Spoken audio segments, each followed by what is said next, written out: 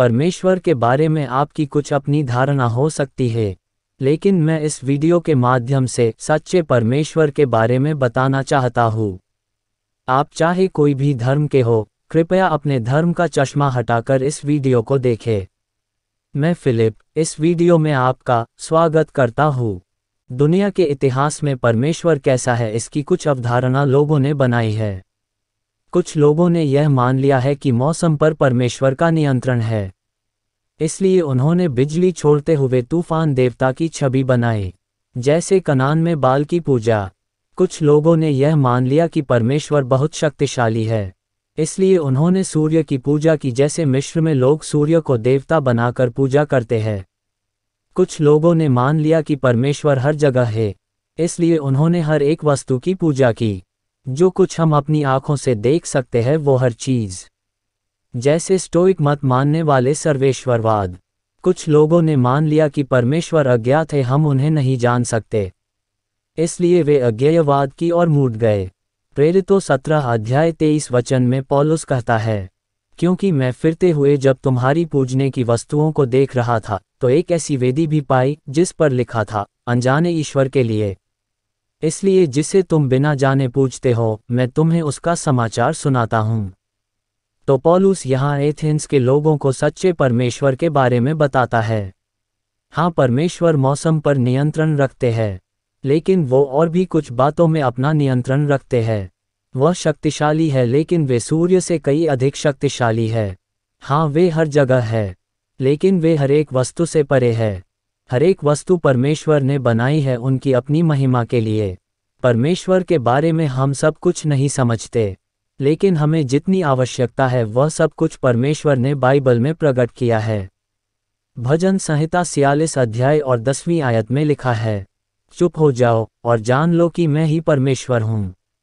मैं जातियों में महान हूँ, मैं पृथ्वी भर में महान हूँ।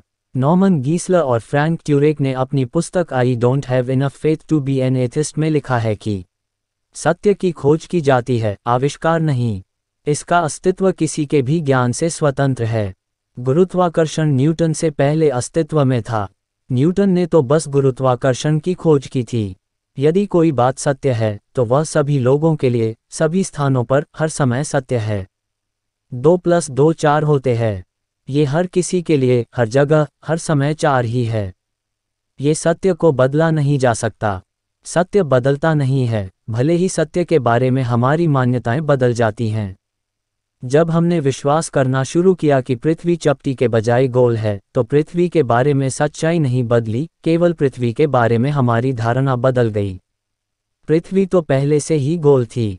इसलिए जब हम ये पता लगाने की कोशिश करते हैं कि ईश्वर कैसा है, तो हम बस ये सच्चे परमेश्वर को जानने की कोशिश कर रहे हैं, ना कि अपनी कल्पना से परमेश्वर को बनाना।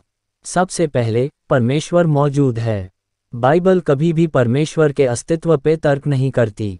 परमेश्वर ने आकाश और पृथ्वी को उत्पन्न किया, जैसे उत्पत्ति 1:1 में बाइबल बताती है। आदि में परमेश्वर ने आकाश और पृथ्वी की सृष्टि की। उनके कामों से हम उनके अस्तित्व के बारे में जान सकते हैं। यह एक सरल लेकिन शक्तिशाली कथन है। ब्रह्मांड में समय, स्थान, पदार्थ और ऊर्जा शामिल है, जिससे कि ब्रह्मांड में सभी प्रत्यक्ष तत्व ईश्वर के आदेश से अस्तित्व में आए। एल्बर्ट आइंस्टीन के सामान्य सापेक्षता के सिद्धांत में कहा गया है कि सभी समय, स्थान और पदार्थ की एक निश्चित, एक साथ शुरुआत हुई थी। जिसका आरंभ होता है उसका एक कारण होता है। ईश्वर जो कुछ भी है उसका निर्माता है, और इसलिए हम उसके बारे में कुछ और जानते हैं कि वह सर्वशक्तिमान है, वह अनंत और स्व अस्तित्व में है, और वह सारी सृष्टि के ऊपर और परे मौजूद है। भजन संहिता 97:9 में लिखा है, क्योंकि हे यहोवा, तू सारी पृथ्वी के ऊपर परमप्रधान है, तू सारे देवताओं से अधिक महान ठहरा है। वही परमेश्वर जिसने सब चीज़ों को बनाया, वह उसे नियंत्रित भी करता है। जो कोई जिस वस्तु को बनाता है वह उसका मालिक होता है, और उसके पास अपनी इच्छा अनुसार इस्तेमाल करने की शक्ति होती है। यशाया की किताब 44:24 में लिखा है, यहोवा तेरा उद्धारकर्ता जो तुझे गर्भ ही से बनाता आया है, यूं कहता है, मैं यहोवा ही सबका बनाने वाला हूँ, जिसने अकेले ही आकाश को ताना। और पृथ्वी को अपनी ही शक्ति से फैलाया है। अगली आयत बताती है, वह बुद्धिमान की शिक्षा को नष्ट कर देता है और उसे बकवास में बदल देता है। ये स्पष्ट रूप से एक परमेश्वर है जिसके पास जो चाहे वो करने की शक्ति है। परमेश्वर आत्मा है, जैसे यूहन्ना 4:24 में लिखा है। इस कारण परमेश्वर की बनाई हुई कोई भी वस्तु की पूजा करना या उसे परमेश्वर बनाना परमेश्वर की निंदा है, क्योंकि आत्मा का कोई आकार या स्वरूप नहीं होता। निर्गमन 20:4-6 तक बाइबल बताती है कि तू अपने लिए कोई मूर्ति खोदकर न बनाना, न किसी की प्रतिमा बनाना जो आकाश में या पृथ्वी पर या पृथ्वी के जल में है। तू उनको दंडवत न करना और न उनकी उपासना करना, क्योंकि मैं तेरा परमेश्वर यहोवा जलन रखने वाला परमेश्वर हूँ, और जो मुझसे बैर रखते हैं उनके बेटों, पोतों और परपोतों को भी पितरों का दंड दिया करता हूँ, और जो मुझसे प्रेम रखते और मेरी आज्ञाओं को मानते हैं उन हजारों पर करुणा किया करता हूँ। और इसलिए परमेश्वर के अलावा किसी भी मूर्ति या वस्तु के आगे झुकना या पूजा करना परमेश्वर की नज़र में पाप है। परमेश्वर बदलता नहीं, जैसे मलाकी 3:6 में लिखा है। परमेश्वर सर्वज्ञ है, वह सब कुछ जानता है। हमारे हर एक अच्छे बुरे विचार, उनसे कुछ भी छुपाया नहीं जा सकता। जैसे 1 यूहन्ना 3:20 में लिखा है, वह सर्वव्यापी है, एक समय पे हर जगह वे है। पृथ्वी और आकाश जहाँ भी हम सोच सकते हैं, वह हर जगह है। जैसा भजन संहिता 139:7-13 में लिखा है, वह पवित्र और महिमामय है, सिर्फ वही महिमा के योग्य है। जैसा यशायाह 6:3 में लिखा है, वह न्याय है। जैसे व्यवस्था विवरण 32:4 में लिखा है, इसलिए वह हर एक पाप और अधर्म का न्यायपूर्वक न्याय करेगा। जैसा यहूदा 1:15 में लिखा है, परमेश्वर नैतिक व्यक्ति है, इसलिए वह सही और गलत में फर्क करता है। हमें परमेश्वर ने उनके जैसा बनाया है। हालांकि हमने पाप किया, लेकिन फिर भी हमें सही गलत का फर्क पता चलता है। हमारे अंदर नैतिकता परमेश्वर ने ही डाली है। बाइबल बताती है, उत्पत्ति 1:26 में, फिर परमेश्वर ने कहा, हम मनुष्य को अपने स्वरूप के अनुसार अपनी समानता में बनाएं।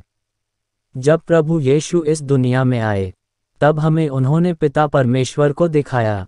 यूहन्ना 14:7-9 में प्रभु यीशु ने फिलिप से कहा। फिलिप्पुस ने उससे कहा, हे प्रभु, पिता को हमें दिखा दे, यही हमारे लिए बहुत है। यीशु ने उससे कहा, हे फिलिप्पुस, मैं इतने दिन से तुम्हारे साथ हूँ और क्या तू मुझे नहीं जानता? जिसने मुझे देखा है उसने पिता को देखा है। तू क्यों कहता है कि पिता को हमें दिखा? प्रभु यीशु खुद परमेश्वर है, इसलिए उन्होंने ऐसा कहा। जब हमें परमेश्वर के स्वभाव को जानना है तो हमें प्रभु यीशु की ओर देखना चाहिए। प्रभु यीशु के माध्यम से हम जानते हैं कि परमेश्वर पापी, खोए हुए लोगों को बचाना चाहते हैं, क्योंकि वह दयालु है, क्षमा करते हैं। साथ ही यीशु हमें बताते हैं कि जो अपने पाप से मन नहीं फिराते उनका वह न्याय करेंगे। और परमेश्वर उन लोगों से क्रोधित है जो झूठ बोलते हैं, सच्चाई को स्वीकार करने से इनकार करते हैं। सबसे बढ़कर यीशु ने हमें दिखाया कि परमेश्वर प्रेम है। ये प्रेम ही था कि परमेश्वर ने अपने पुत्र को संसार में भेजा। ये प्रेम ही था कि यीशु पापियों के लिए क्रूस पर मर गए। ये प्रेम ही है कि वह अभी भी पापियों को परमेश्वर की कृपा का अनुभव करने और परमेश्वर की संतान कहलाने के लिए पश्चाताप करने के लिए बुलाता है। यूहन्ना 3:16 में लिखा है, क्योंकि परमेश्वर ने जगत से ऐसा प्रेम रखा कि उसने अपना इकलौता पुत्र दे दिया, ताकि जो कोई उस पर विश्वास करे वह नष्ट न हो, परंतु अनंत जीवन पाए। आमीन।